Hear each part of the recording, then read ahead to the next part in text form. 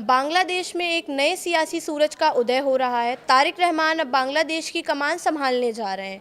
मंगलवार को होने वाला उनका शपथ ग्रहण समारोह न केवल बांग्लादेश बल्कि पूरे दक्षिण एशिया के लिए चर्चा का विषय बना हुआ है।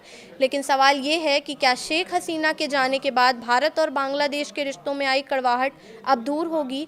क्या तारिक रहमान की बीएनपी भारत के साथ एक नई शुरुआत करने को तैयार है? नमस्कार, मैं प्रिया श्रीवास्तव और आप देख रहे हैं न्यूज़ 18। ढाका में सियासी हलचल तेज है। 17 साल के निर्वासन के बाद लौटे तारिक रहमान अब प्रधानमंत्री पद की शपथ लेने जा रहे हैं। ये बदलाव ऐसे समय पे हो रहा है जब शेख हसीना की सरकार गिरने के बाद भारत बांग्लादेश संबंधों में तनाव साफ दिखा। भारत ने शेख हसीना को शरण दी।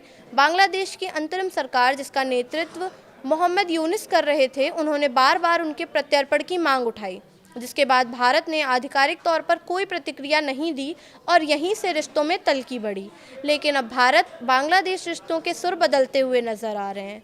बीएनपी के महासचिव मिर्ज़ा फ़खरुल इस्लाम आलमगीर ने साफ कहा कि अगर शेख हसीना को भारत बांग्लादेश के हवाले नहीं भी करता है, तब भी व्यापार, वाणिज्य और राजनीतिक रिश्ते आगे बढ़ेंगे।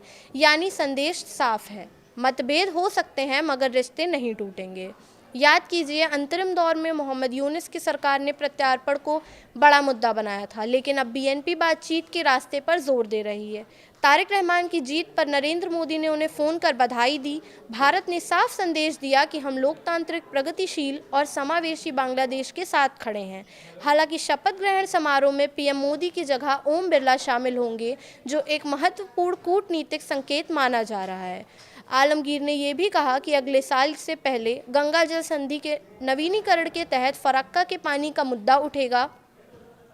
फिर सीमा पर होने वाली हत्याओं का मुद्दा है और हमें इन सब पर बातचीत करनी होगी। हम भारत से युद्ध नहीं कर सकते, हमें बातचीत करनी होगी।